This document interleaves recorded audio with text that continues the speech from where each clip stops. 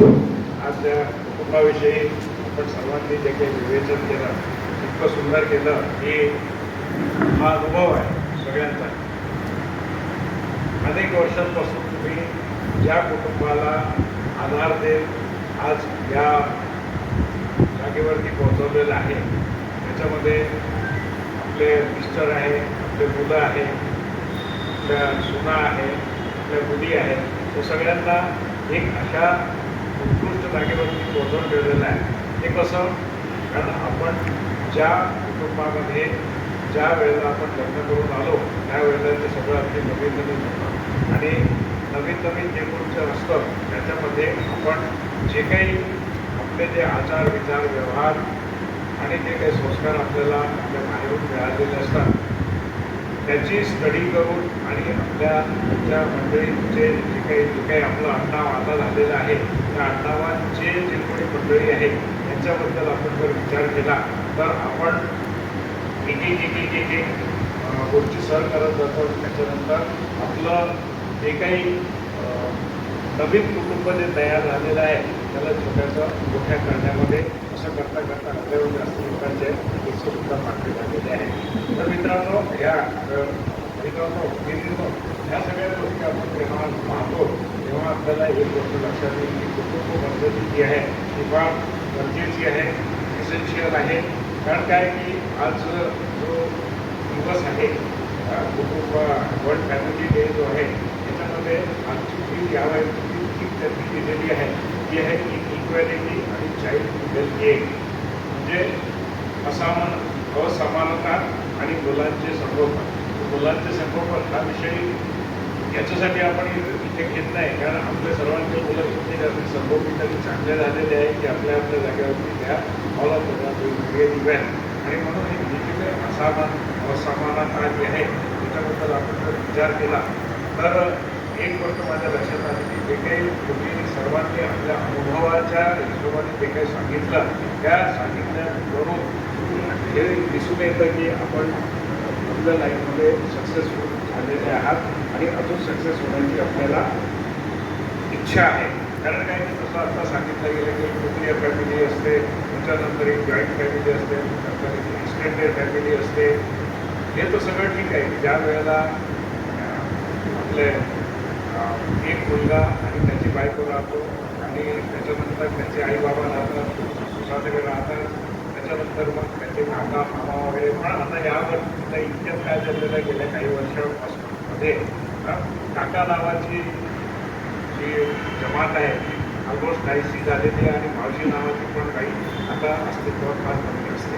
तर येथे एक मुलगा आणि एक मुलगीवालं जे काही सूत्र गेल्या अनेक वर्षांपासून म्हणजे कदाचित माझ्या वेळेपासून चालू आहे 1985 पासून त्याच्यामध्ये कदाचित तेव्हापासून तुमचे लाईफ सुरू झालं असेल तर तेव्हापासून आपण पाहतो आहे की आपले जे 5 आणि 6 भाऊ बहीण होते किंवा आपल्या आई बाबांचे जे काही 10 ते 15 भाऊ बहीण होते ते सर्व आता गायब झालेले आहे आणि आता एवढी सगळ्या गोष्टी ज्या आहेत त्या अगदी लिमिटेड वर्षांमध्ये चालू राहतात.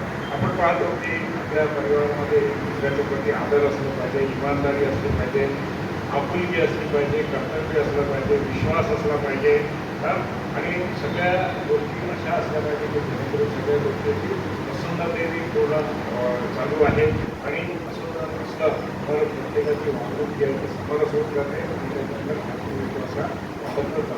दुसऱ्याची आपण भावना जपतो आणि जे काही सेवाभावाची वृत्ती असते ती वृत्तीसुद्धा आपण डेव्हलप करू. प्रत्येकाचे आपले आपले छंद असतात, ते छंदांना आपण जपत पुढे जातो. काही काही लोक जे आहेत ते धार्मिकतेमध्ये जास्ती रममाण होतात आणि त्याच्यामुळे काय होतं की आपल्या कुटुंबाला एक वेगळीच जागा मिळते, वेगळीच पद्धती मिळते आणि वेगळंच एक आशीर्वाद आपल्याला सुद्धा मिळतो. पण हे सगळं होत असताना एक आर्थिक बाजू सांभाळण्याची फार गरज असते आणि ती आर्थिक सुबत्ता जर असते तर आपल्याला आपण सुखी आणि समाधानी राहण्याची शक्यता असते. प्रत्येकाचं जे डेव्हलपमेंट होते त्या डेव्हलपमेंटमध्ये सुख आणि समाधानाची व्याख्या वेगळी असते आणि ही जी व्याख्या आपण आपल्या हिशोबाने चालवतो आणि आपण जे काही अहमभावाने पुढे जाण्याचा प्रयत्न करतो त्याच्यामुळे जे आहे की आपण प्रत्येक ठिकाणी आपली गरजा भागवू शकतो आणि जे काही आपल्याला विचार आणि व्यवहार करायचे आहेत ते सगळं काही बघून आपण चांगल्या गोष्टीवरती नेऊ शकतो. त्यावेळेला आपण कामामध्ये बिझी असतो, त्याच्यानंतर थोडासा विरंगुळा आपल्याला फार गरजेचा असतो आणि हा विरंगुळा आपण हल्ली वेळेतो घरामध्येच असतो. पण इतक्यात काय झालेलं आहे की चंद्रात एक लक्षात आलं असेल तुमच्या की आपले जे मुलं आहेत ते मुलं पार्टीजमध्ये जास्ती इन्व्हॉल्व्ह होतात आणि जनरली सॅटर्डे संडेला ते लोक घरी जेवतच नाही आणि बेसिक पार्टीज वगैरे इतक्या जागा वेगळ्या झालेल्या आहेत ज्या की कदाचित आपल्या काळामध्ये फार कमी होत्या. तर ह्या सगळ्या गोष्टी जे आहेत त्याच्यामध्ये पैशाचा उलाढाल होते आणि आपल्याला सर्वांना माहिती आहे की जितके आपले मुलं आहेत त्यांना बऱ्यापैकी पॅकेज असते. त्याच्यामुळे तुम्ही आम्ही जे आपल्या वेळेला जे आपण पैसा सेव्ह करण्याचा जो प्रयत्न करत होता आजकाल ते पोरं करत नाही आणि बिंदासाठी पैसे उडवण्याचा प्रयत्न करतात. आपल्याला माहिती आहे की ह्या सगळ्या गोष्टी ज्या आहेत ते कुठेतरी आपल्याला चेंज झाल्या पाहिजे. कधी कधी मनामध्ये खटकतात नाही पण आपण सर्वसाधारणपणे काही करू शकत नाही. एक जमाना असा होता जेव्हा मी माझ्या वडिलांच्या समोर दादांच्या समोर जाण्याची हिंमतसुद्धा करत नव्हतो. ठीक आहे आणि त्यांच्याशी आय टू आय कॉन्टॅक्ट फार पूरक राहायला ते दिसले की आपण दुसऱ्या खोलीमध्ये जायचो. आज परिस्थिती राहिलेली नाही आहे. आपले पोरं आपल्याला अगदी म्हणजे फ्रेंड समजून सगळ्या गोष्टी असतात आणि हा जो घडला आहे तो बदल व्यवस्थित घडलेला आहे. आपल्या सर्वांना माहिती आहे की भारताची लोकसंख्या जवळजवळ 147 करोड आहे आणि लाईफ एक्सपेक्टन्सी सुद्धा वाढलेली आहे. माणसांचं वय 73 आणि बायकांचं वय 74 पर्यंत एव्हरेजमध्ये आज दुनियामध्ये असतो. इथे सुद्धा बायकांची पाठीमागे आपण पाहतो प्रत्येक प्रकारचे 10वीचा असो 12वीचा असो कुठल्याही प्रकारचा रिझल्ट असतो. मुली क्लास करतात मुलांना इथे सुद्धा बायकांनी पाठी मांडलेली आहे. पण आपण एक गोष्ट लक्षात ठेवायची की आपल्या चंद्रपूरची जी लोकसंख्या आहे ती जवळजवळ 8 करोड जवळ 8 लाखाच्या जवळपास आहे. ज्याच्यामध्ये आपले पुरुष आणि महिला स्त्रिया आहेत आणि ह्या सगळ्यांचं जर आपण कॅल्क्युलेट केलं तर आपल्या इथे जवळजवळ 5 लाख घरं तरी असतीलच आणि या 5 लाख घरांपैकी सर्वसाधारणपणे आपले घरं जे आहेत ते BPL लेवलचे आहेत. त्याच्यामुळे आपल्याला जे सुधारायचे आहे ते जवळजवळ 40 लाख घरं आहे आणि तुम्ही सर्व भारतीय स्त्री शक्ती संघटनाचे जे मेंबर्स आहेत हे सगळे मेंबर्स जे आहेत ते आजपासून या संघटनेचे ॲम्बेसेडर म्हणून काम करा आणि प्रत्येक ठिकाणी आज सुद्धा आपण आपल्यामध्ये विचार प्रदर्शित केले ते विचारांचा करून आपल्या प्रत्येकाचं कुटुंबामध्ये आहे कसं चांगलं राहू शकतं याच्याबद्दल आपल्याला विचार करायचा आहे. कारण काय झालेलं आहे की एक शब्द आहे त्याला हॅपीनेस इंडेक्स म्हणतात. 147 कंट्रीजपैकी भारताचा नंबर जे आहे त्या हॅपीनेस इंडेक्समध्ये 116वा आहे. याचा अर्थ असा की मेजॉरिटी लोक फ्री आहे.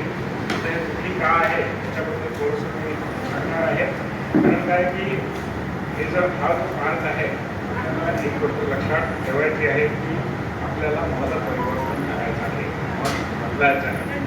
कारण काय की मनामध्ये येणारे जे विचार आहेत ते विचार आपल्या सोयीचे आहे की नाही याच्याबद्दल आपल्याला विचार करायचा आणि आपली जी रोजची जी प्रक्रिया असते त्या रोजच्या प्रक्रियेकडे आपल्याला लक्ष द्यायचं आहे. हे रोजची प्रक्रिया में खाना पीना उठना बैठना कपड़े पहनना सोना नहाना साफ सफाई रखना घूमना व्यायाम करना काम करना पढ़ना खाली बैठना बच्चों की फिक्र बुजुर्गों की फिक्र पैसे कमाना पैसे खर्च करना पैसे बचाना प्रॉपर्टी बनाना सोना गहने खरीदना रिश्तेदारों से मिलना रिश्तेदारों का पड़ोसी का व्यवहार मोहल्ले वालों का व्यवहार मोबाइल स्कूटर कार सेक्स संबंधी शराब तंबाकू खर्रा घर छोटा बड़ा दुकानदार सोशल मीडिया टीवी मोबाइल के सदस्य और उन सदस्यों का आपस का मनमुटाव इसके बारे में अपन विचार करेंगे. विचार नहीं किया तो एक दूसरा शब्द आगे आता है जिसको बोलते हैं मृत्यु के विचार. तो वो सब होने वाला नहीं होना चाहिए.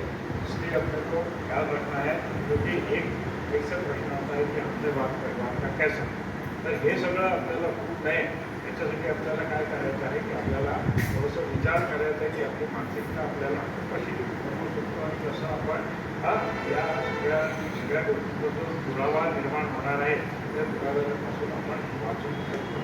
हा जो दुरावा निर्माण होतो कशामुळे, तर आपल्या प्रत्येकाच्या मनामध्ये चालणारे जे षडरिपू आहेत त्याच्याबद्दल काम, क्रोध, लोभ, मोह, मत्सर हे सगळे जे काही आहे हे सगळे आपले शत्रू असतात. ठीक आहे. आणि इथून निर्माण होतो स्वार्थ. तिथे स्वार्थ निर्माण झाला, तिथे मीपणा येतो, माझं आहे असं येतो. आणि जिथे माझं इथे आहे तिथे इमोशनल्स नावाची जी गोष्ट असते ती दुरावते. आणि जिथे इमोशन दुरावते तिथे वेगळे प्रकारचे प्रॉब्लेम्स सुरू होतात. हे इमोशन एक्सप्रेस झाले, वादावादी निर्माण होते. आणि एक्सप्रेस नाही झाले आणि जरा शांतपणे बसले तर हे जी एनर्जी आहे ती एनर्जी आपल्याला आपल्या आतमध्ये खात राहते. आणि म्हणून आपल्याला काय करायचं आहे की या सगळ्या गोष्टी समजायच्या आहे, शिकायच्या आहे. आणि आपल्याला एक लक्षात द्यायचं आहे की कोणी घमंडी राहू नये आणि कोणी अति महत्त्वाकांक्षा आपल्याला जपून हे करायची आहे. कोणाकोणाची वेगळी वागणूक असते त्या वागणुकीच्या बद्दल आपल्याला विचार करायचा आहे. काही लोकांचं पटतं किंवा नाही पटत त्याच्याबद्दल आपल्याला विचार करायचा आहे.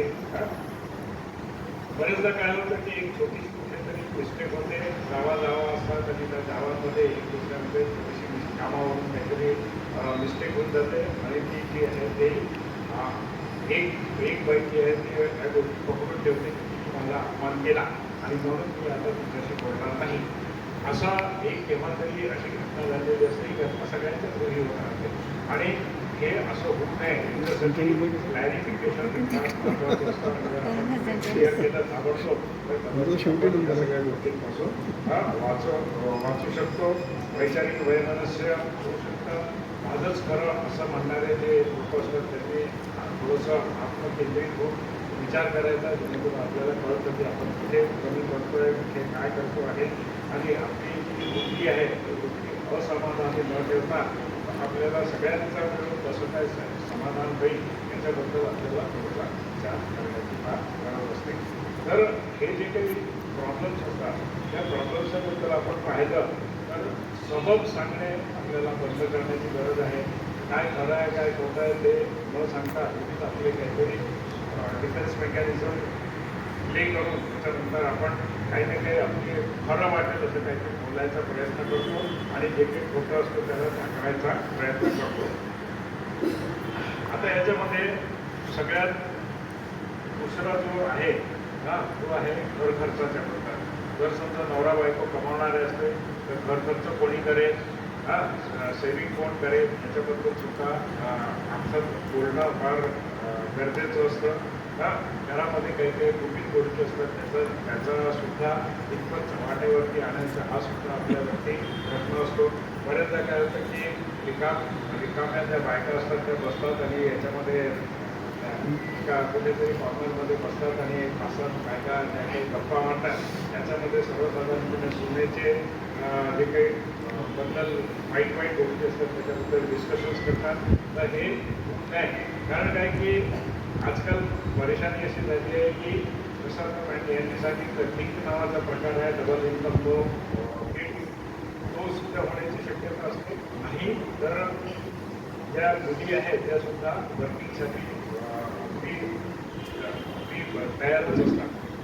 आज अशी परिस्थिती म्हणजे आजपासून साधारणपणे 20-21 वर्षापूर्वी ज्या कोणी मुली आमच्याकडे यायच्या त्यांना विचारतं बेटा मोठा होऊन तुला काय व्हायचं आहे, तो ती म्हणायची की मी हाऊसवाईफ होणार आहे, आपल्या घरी घरचं सांगणार आहे आणि घर सावरणार आहे वगैरे असं म्हणायचे. आज कुठलीही मुलगी आली की तिला विचारलं की तुला काय बनायचं तर ती म्हणते मला पोलीस बनायचं आहे. आणि त्या पोलीस भरतीसाठी इतक्या पोरी परेशान असतात आणि त्याच्यानंतर त्या पोलीस भरतीमध्ये फेल झाल्याच्यानंतर वेगळे डिप्रेशन्स होतं त्या गोष्टी वेगळ्याच असतात. तर ह्या सगळ्या गोष्टी आपल्याला पाहायच्या आहेत. दुसरा महत्त्वाचा मुद्दा असतो तो आहे हेल्थचा मुद्दा. प्रत्येकाला आपल्याकडे हेल्थ सांभाळण्याची गरज असते. आज आपण पाहतोय की व्यायाम करण्याची जी टेंडन्सी आहे ती टेंडन्सी खूप झालेली आहे. हां, आता बगीच्यामध्ये मी जेव्हा रोज सकाळी जातो तेव्हा पाहतो की सगळ्या वयाचे मुलं मुली बायका माणसं सगळे कुठे त्या वॉकिंग करत राहतात. त्याच्यानंतर मी तर हॅबिटचं 45 मिनिट्सचा रोज सेशन करतो. माझे 500 दिवसपेक्षा जास्त योगाचे झालेले आहे. तर हा जो योगाचा पिरियड आहे हा करणं फार गरजेचं आहे. तसंच इतर लोकंसुद्धा करतात. कारण काय की हेल्थच्या बद्दल टेक्नॉलॉजी झालेलं आहे. हेल्थच्याबद्दल थोडंसं असं झालेलं आहे की जर कोणाची तब्येत खराब झाली तर एक त्या डॉक्टरांकडे जावं लागतं. डॉक्टरांकडे आजकाल असं म्हणतात की डॉक्टर खूप दुखतात म्हणून मला सोडून तर हा जो काही प्रश्न आहे हा प्रश्नसुद्धा आर्थिक बाजू थोडासा प्रश्न येतोच. तर हेल्थचा असतो आणि त्याच्यापेक्षा जास्त प्रॉब्लेम कुठे होतो की नवरा बायको दोघेही काम करणारे असतात आणि आईची तब्येत खराब झाली तर घरी कोण थांबेल, मुलांची तब्येत खराब झाली तर घरी कोण थांबेल, सुट्टी कोण घेईल. सुट्टी घ्यायला सुद्धा प्रॉब्लेम असतो आणि मग म्हणून सगळी जे सिस्टम निघाले वर्क फ्रॉम होम करण्याचा लोक प्रयत्न करतात. हे सगळं झालं हेल्थच्या विषयी. दुसरं आहे तो आहे मुलांचं शिक्षणाविषयी. आज आपण पाहतो शिक्षणाचं सगळं असं मादरीकरण झालेलं आहे. नीटच्या परीक्षेचंच एक्झाम्पल घ्या. 23 लाख मुलं 3000 सीटांसाठी होते. नाही सॉरी 1 लाख काहीतरी सीट आहे ऑल ओव्हर इंडिया आणि त्याच्यासाठी 23 लाख मुलांची परीक्षा दिली आणि ती सुद्धा कॅन्सल झाली. आता परत एकदा परीक्षेवर परत एकदा तेवढंच खर्च आणि तेवढं सगळा मनस्ताप प्रत्येकाला येणार आहे. तर ह्या सगळ्या गोष्टी ज्या आहेत कुठेतरी समजण्याची गरज आहे. महागाई वाढतच चालली. आजच 3 रुपयांनी पेट्रोल वाढलेलं आहे. पेट्रोल वाढलं की बाकी सगळ्या गोष्टी वाढतात. आता प्राईम मिनिस्टरने एकच फक्त चांगलं केलं की सोन्यात तुम्ही खरेदी नका करू. आता 1.5 लाख रुपयाचे 10 ग्राम आहे. कोणाजवळ एवढे पैसे आहेत पण तरी पण तो जो प्रश्न आहे तो प्रश्न खरंच आपल्याला विचार करण्याच्या बाबतीतला आहे. दुसरा एक प्रश्न आहे तो आहे त्याचा पूजा पाठ करण्याचा. पण सगळेजण पूजा पाठ करतो. काही लोक 10 मिनिटं करतात, 15 मिनिटं करतात, काही लोक 1, 2, 3 मिनिटं पूजा करतात. मनामध्ये एक प्रकारची भीती ज्यांना असते ते 3 घंटे देवा देवा मला वाचव रे, देवा मला वाचव रे. तर ते शिवलीला म्हणून रामरक्षा हनुमान चालीसा हरी अशा 10-15 वेगवेगळ्या गोष्टी वाचत राहतात. त्याची गरज आहे का? देव एक मोठी वाईट वाटतं आणि आपल्याला काय करायचं की आपल्याला घर सांभाळण्यासाठी वेळ जो आहे तो पूजेमध्ये वेस्ट न करता तिकडे तिकडे हे करायचं आहे.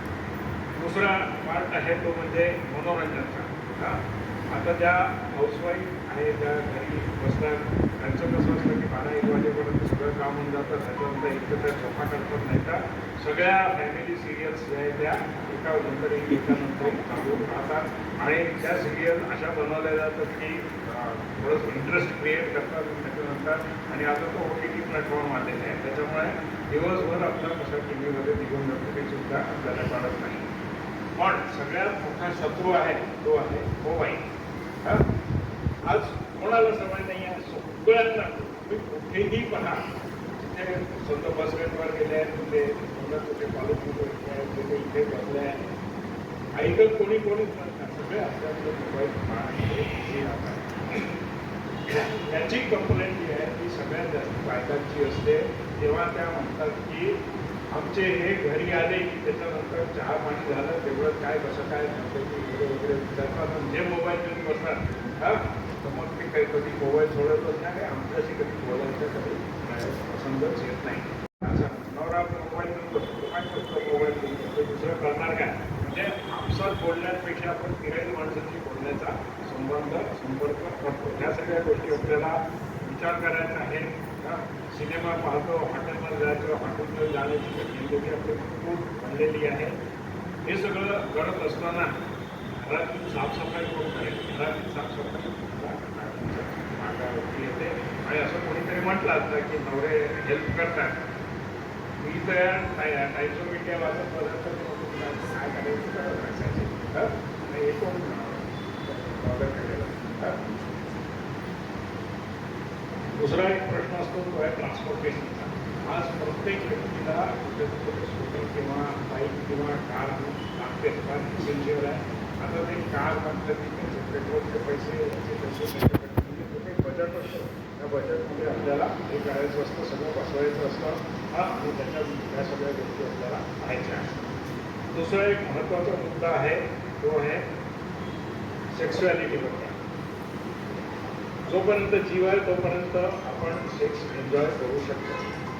ही फार चुकीची समज आहे की आता आम्ही मोठे झालो, आमचे मोठे मुलं झाले, आमचं सगळं काही झालं आणि आता आम्हाला सेक्स्युअलिटीची गरज नाही आहे. फार चुकीची गोष्ट आहे. आणि जर समजा सगळ्या वेगवेगळ्या सिम्पटम्सपासून वाचायचं असेल तर सेक्स एन्जॉय करणं हे मस्ट आहे. भले तुम्ही 10 दिवसातून 15 दिवसातून महिन्यातून एकदा एन्जॉय करा, पण एन्जॉय करणं मस्ट आहे. पोरासोरांचं गोष्ट वेगळी असते. त्यांचं लाईफच वेगळं आहे, त्याच्यामुळे ते सोडा. पण दुसरा एक मुद्दा जो अजून समोर आलेला आहे तो आहे एक्स्ट्रा मॅरिटल अफेअर. आता मुलं मुली जे आहे ते कुठे कुठे एखाद्या ऑफिसमध्ये काम करतात आणि दिवसातून 12-12 तास जे आहे ते एका दुसऱ्या मुलासोबत घालवतात. आता याच्यामध्ये कुठेतरी सरकण्याचे चान्सेस असतात. पुण्याची जी स्टडी आहे आणि दुसरा सिटी आहे ती आहे जयपूर आणि दुसरी सिटी साऊथमध्ये आहे, मला वाटतं तिरुवनंतपुरम आहे. तिथे एक्स्ट्रा मॅरिटल अफेअर्स जे आहे ते खूप जास्ती प्रमाणामध्ये दिसून येतात. याच्याबद्दल आपल्याला थोडंसं विचार करण्याची गरज आहे. आणि तिसरा सगळ्यात महत्त्वाचा मुद्दा जो परिवाराला तोडतो ते म्हणजे दारूची बाटली. आणि दारूची बाटलीच्या बद्दल जे आहे ते मी तर खूप विरोध करतो, सगळ्यांना करतो. आजपर्यंत मी एकही बाई अशी पाहिलेली नाही की जी म्हणेल की आमचा नवरा दारू पितो याचा आम्हाला गर्व आहे. एकही बाई नाही आता इतक्या वर्षांच्या प्रॅक्टिसमध्ये. जेव्हा की माणसांचं हे म्हणणं नाही, तिला काय समजतं याच्यामध्ये काय मजा आहे आणि म्हणून आम्ही पितो. अच्छा, हे जे पिणारे आहे ना, जे गायब होतात सकाळी समजा ऑफिसमध्ये गेले, कामाला गेले, वापस आले 5-6 वाजता, म्हणजे संध्याकाळी गायब होतात. तर रात्री एकदम 10 आणि 11 वाजता तो बघतात. ते मस्त पिऊन आलेले असतात. त्याच्यानंतर बायको बिचारी जी आहे ती ताट वाढून बसलेली असते आणि हा माणूस म्हणतो तिथून इकडे जे झालं फोन झालं वगैरे वगैरे वगैरे. तर संताप नाही होण्याचं काय आहे. तर ह्या सगळ्या गोष्टी आपल्याला पाहायचं आहे. माझ्याकडे सध्या 6 केंद्र आहे आणि प्रत्येक व्यसनमुक्ती केंद्रामध्ये कमीत कमी 50 लोक तरी ॲडमिट आहेत. इतके दारुडे आपल्या शहरामध्ये आहे आणि त्याच्यामध्ये बाहेरची ट्रीटमेंट घेणारे ते वेगळे. रोजचे कमीत कमी 8 ते 10 दारूमुळे इफेक्ट झालेले माणसं मी पाहतो आणि त्यांना ट्रीटमेंट देण्याचा प्रयत्न करतो. इतका जास्ती प्रमाण आपल्या इथे आलेलं आहे आणि म्हणून गेल्याच्या दारूच्या संदर्भामध्ये जागरूकता करणं फार जरुरी असतं. त्याचा मी खूप जास्ती प्रयत्न करतो. बायकांसाठी एक खासियत जी आहे की आम्ही कितीही चांगला स्वयंपाक केला तरी आमचे हे त्याची कधीच तारीफ करत नाही. हा एक मोठा प्रश्न असतो. आणि बायकांना हे वाटत असतं की आमच्या नवऱ्यानं आज भाजी किती सुंदर केली, सगळं किती छान होतं वगैरे वगैरे वगैरे वगैरे. दुसरा, आमचा नवरा कधीच आम्हाला आय लव्ह यू म्हणत नाही. ते पण फार गरजेचं काम आहे. त्याच्यासाठी मी तर सजेस्ट करतो की बाबा सकाळी उठून पहिला काम करायचं तर नवरा बायकोचं किस करायचं मस्तपैकी आणि आमचा दिवस खूप चांगला जाईल असं आपण प्रयत्न करायचा. कुटुंबातील आपलं स्थान काय आहे हे बायकांनी पाहिलंच पाहिजे. ज्या वेळेला लग्न करून देतात तेव्हा सासू असते, नणंद असते आणि आपल्याला साधारण जेव्हा आपण 12-1 वर्षाचे असतो त्यावेळेला आपली आई जे आहे तिच्या मैत्रिणीशी डिस्कस करत असते खूप खास आहे. तर त्या बालमनावरती परिणाम असा असतो सासू म्हणजे कॉन्फ्लिक्ट, म्हणजे तिच्याशी कधीच चांगल्या पद्धतीत करते आणि म्हणून ती सासू म्हणते की बेटा जरा हे कपड्याच्या घड्या करून टाक बरं. तर नवीन आलेली सून आपल्या आईला फोन करून विचारते. आमची सासू असं म्हणते की कपड्याच्या घड्या करतेला कळत नाही का मी वर्क फ्रॉम होम करते. आता ती बाई तिकडून सजेस्ट करते हे तू आत्ता नको करू, नंतर कर. किंवा नको करू का ती करत बसणे काय करायचं. तर हा जो प्रॉब्लेम आहे ना, हा प्रॉब्लेम सुद्धा इंडियात खूप जास्ती आलेला आहे. हे आपण आपलं साधेपणाने करायचं सांगायचं प्रयत्न करतो आणि त्याचं विपर्यास केला जातो. या सगळ्या गोष्टी आपल्याला पाहायचं आहे. पण एक अजून महत्त्वाचा मुद्दा जो आहे जो आपल्याला पाहायचा आहे तो म्हणजे ड्रग आणि फास्ट होणे. वेगवेगळ्या प्रकारचे भ्रम असतात आणि हे जे भ्रम आहे त्याला आम्ही आमच्या भाषेमध्ये डिल्युशन्स म्हणतो. डिल्युशन म्हणजे फॉल्स फिलिंगची समजूत. ही जी चुकीची समजूत आहे ही चुकीची समजूत आपल्याला केही चांगलं ठेवू शकत नाही. तुमच्याकडे का पाहिलं, तुमच्याकडे का पाहिलं, तुमच्याशी का बोलला, म्हणजे नवीन लग्न करून आलेले पोरं असतात त्याचं नॅचरल आहे. मित्र मैत्रिणी असतात.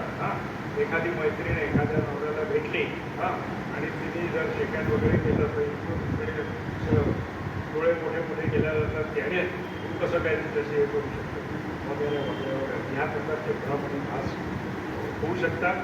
कारण याच्याबद्दल एक खूप सुंदर ते आहे गाणं आहे की दोस्तों शक दोस्ती का दुश्मन है, अपने दिल में इसे जगह देने न दो, कर तड़पना पड़े राह में किसी की, रोक लो उठ कर उनको जाने न दो, फिर कोई पुकारा करे उनका नाम वो फिर नहीं आते, वो फिर नहीं आते, क्योंकि जिंदगी के सफर सफर में गुजर जाते हैं जो मकाम वो फिर नहीं आते. तर हा जो भ्रमाचा जो भोपळा आहे तो फोडण्याची फार फार गरज असते. आणि या भ्रमाच्या मुळे माझ्याकडे 90% पेशंट येतात ज्यांना वेगवेगळे प्रकारचे भ्रम आणि भास झालेले असतात. आणि भ्रम आणि भास क्रिएट करण्यामध्ये परत दारूचा भाग मोठा हात असतो. ठीक आहे. आणि म्हणून जे आहे ते दारूपासून लोकांना परावृत्त करणं असं फार काम असतं. दुसरा एक महत्त्वाचा मुद्दा मानसिक रोगांमध्ये असतो तो म्हणजे डिप्रेशन, उदासीनता. कुठल्या गोष्टींनी कोण माणूस कधी उदासीन होते काही फरक नसते. उसकी कमी मेरे कमी से सफेद क्यों असं मनामध्ये आलं तर त्याच्याकडे जास्ती पैसे, त्याच्याकडे वेगळी कार आहे, त्याच्याकडे आत्ता आहे, त्याच्याकडे जो जेलसी पार्ट आहे हा जेलसी पार्ट सुद्धा येण्याची शक्यता असते. आणि त्याच्यामुळे जे आहे त्या आपल्याला नैराश्यापासून दूर होण्याची फार गरज असते. कारण जिथे निराशा येते तिथे अरे यार आत्ता कसं होणार मला होऊन जातं.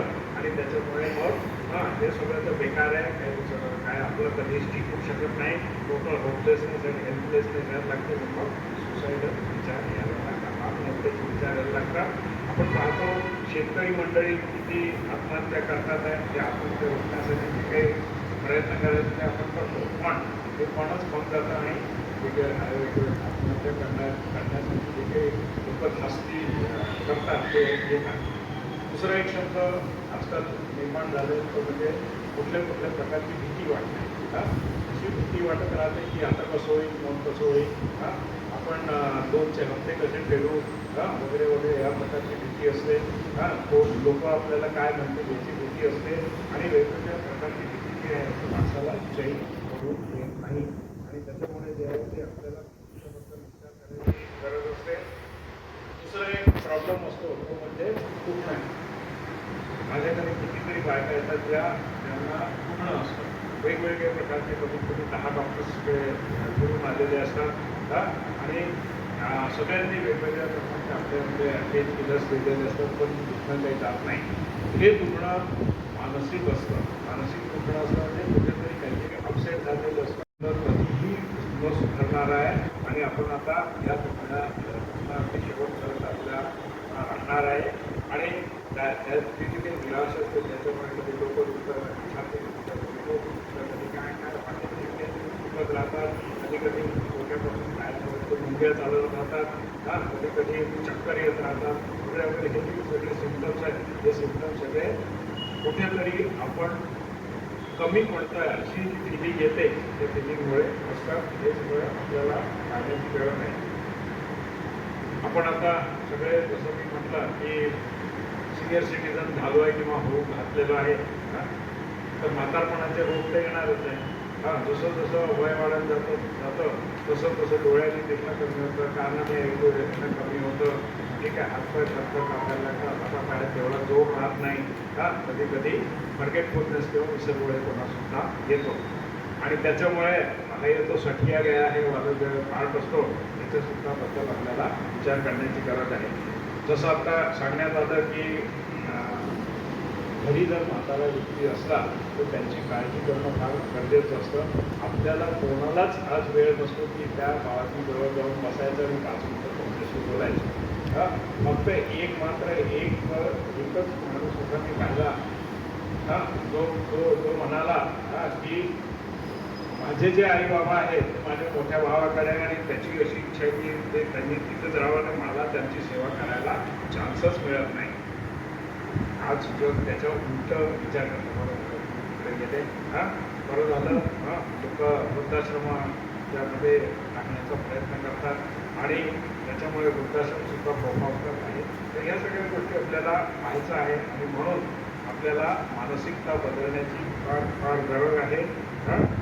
कारण कुटुंबामध्ये जर संस्कार मिळाले, सगळं काही चांगलं झालं तर भांडणं होत नाही. भांडणं नाही झाले तर सगळ्या गोष्टी छान होऊ शकतात. कारण काय की ज्या नवीन नवीन मुली लग्न करून आलेल्या आहेत त्यांना थोडंसं समजवण्याची गरज आहे की आमचे जे काही स्वभाव आहे ते तुम्ही काही स्टडी करा आणि आम्हाला जे काही गरज आहे त्या गरजेची तुम्ही स्टडी करा. आणि त्यानंतर ठीक आहे तुम्ही बिझी आहे, तुम्हाला पैसे कमवायचे आहे, इकडे जायचं आहे, पण होप फास्ट पण पहिले सर्व्हिस करणं हा तुमचा चॉईस नाही आहे. लग्न करून घर आले, घर पहिले, घरातले सगळे माणसं पहिले. त्याच्यानंतर अशा अनेक बायका आहे ना त्या सकाळी 5 वाजता उठून घर स्वयंपाक करून 9 वाजता कामावरती जातात. 7 वाजता आल्याच्या नंतर सुद्धा लवकर पोहोचून किती थकले असेल तरी कामं करतात. पण अशा पण असतात की ज्या किती थकले आहे आता माझ्याच्याने काय होणार नाही असं करून सरळ सरळ फोन करतात आणि त्या झोमॅटोवाल्यांकडून सगळं काही मागवतात. तर हे सगळं होऊ नये याच्या सध्या ते याच्यावरती पाहायचं आहे. दुसरं एक महत्त्वाची गोष्ट आहे की ज्यांचे मुलं लग्नाचे आहेत किंवा ज्यांच्या मुली लग्नाच्या आहेत त्यांनी समोरच्याच्या आईची पत्रिका म्हणजे सासूची पत्रिका आणि आमची पत्रिका पाहिजे की नाही ते आपलं स्टडी करणं फार गरजेचं आहे. सगळ्यांची उणीवा जे काही आहे ते जाणून घ्यायचं आहे. बाहेरून आलेल्या ज्या काही गोष्टी असतात ते इतरांवरती लादण्याचा प्रयत्न त्यांनी करू नये. लवकर उठणं ते फार गरजेचं आहे. जी नवीन सून आलेली असते तिला ऑफकोर्स रात्रीच्या ज्या काही ॲक्टिव्हिटीज असतात त्याच्यामुळे कदाचित झोप उघडत नसेल आहे, पण तरी तिने लवकर उठून जर सासूसासऱ्यांसाठी जर चहा बनवून दिला तर ते फार मूल्य मानतात. त्याच्यानंतर मग ती कशी वागू द्यायची थोडा. तर याच्यासाठी त्यांच्या जीवनशैली बदलण्याची गरज आहे, त्यांचा दृष्टिकोन बदलण्याची गरज आहे. त्यांनी भांड आणि डोंट शब्द हे यूज करू नये. आनंदी राहावं, समस्यांना सामोरे जावं, वर्तमान काळात जगावं आणि जिथे गरज असेल तिथे नाही फार गरजेचं आहे. जिथे जमतं तिथे करायचं आणि जिथे जमणार नाही तिथे स्पष्टपणे नकार केला तर कदाचित थोड्या वेळ वाईट वाटेल पण मग नंतर सगळ्या गोष्टी होऊ शकतात. स्वतःला कमी लेखू नये आणि देवावरती विश्वास ठेवावा. देव आणि दैव हे दोन्ही ॲडव्हान्स असतात. त्याच्यामुळे देवावरती विश्वास ठेवायचा. कारण काय की जे माणसं नाखुश असतात ते हमेशा सगळे नाखुश असतात. जे चिडचिडे असतात ते चिडचिडेच असतात. ते चिंता आणि घबराट करण्यामध्ये असतात ते कशाच असतात. काही काही लोक असतात त्यांना बुद्धू बनवतात, मोठ्या गोष्टी करतात, मोठ्या गोष्टी करतात, बुद्ध प्रवृत्तीचे असतात.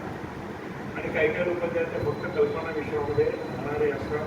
काही काही लोकांना जे आहे ते लैंगिक चाळी करत राहतात. आता ते जादूळ असतात, आळशी असतात. ह्या सगळ्या गोष्टी आपल्याला स्टडी करण्याची फार गरज आहे. द्वेष कोणाचा कोणी करू नये. आर्थिक कमजोरी जर असेल तर मेहनत करायची. सगळ्या गोष्टी काय टाळून कधीच होत नाही. ज्या फॅक्ट आहे ते फॅक्ट आहेत. त्याच्यामुळे प्रत्येकाची आपली निर्णय क्षमता गरजेची आहे. भ्रष्टाचार जितकं कमी बोललेलं तितकं चांगलेलं आहे. अनैतिकता करू नये, निर्विचार करू नये. असं जर आपण सगळं जर व्यवस्थित वागण्याचा जर प्रयत्न केला तर आपलं जे कुटुंब आहे ते कुटुंब सुखी समाधानी राहू शकतं. कारण काय की हीच आमची प्रार्थना आणि हेच आमचे मागणे माणसाने माणसाची माणसासंभाळ. थँक्यू. सुरुवात करून त्यांनी इतक्या आयामांवर सर्कस केल्यासारखं नेलं की आपल्यालाच घरी गेल्यानंतर आठवण आलं की त्यांनी किती वेगवेगळ्या विषयांना स्पर्श केला आहे. खरंच धन्यवाद डॉक्टर सर. त्यांच्याकडे रोज इतके पेशंट्स येतात आणि इतक्या तक्रारी असतात त्याच्यावरून आपल्याला कळतंच की लोक किती विविध प्रकारे ग्रस्त असतात आणि त्यांना किती ठिकाणी बरं करावं लागतं याचं हे द्योतक आहे. अगदी विश्वाची माझे घरापासून तर दुसरं कुटुंबात एकदम रंधा गोष्टी काढा इथपर्यंतच्या वेगवेगळ्या कुटुंबांपर्यंत जर विचार केला तर आपण या दोन्हीमध्ये नाही आहे, पण वागायचं कसं किंवा राहायचं कसं याचं संपूर्ण चित्र डॉक्टर साहेबांनी आपल्यासमोर उभं केलं आहे आणि त्याबद्दल त्यांना खूप खूप धन्यवाद. आणि इथेच हा कार्यक्रम संपला असं मी जाहीर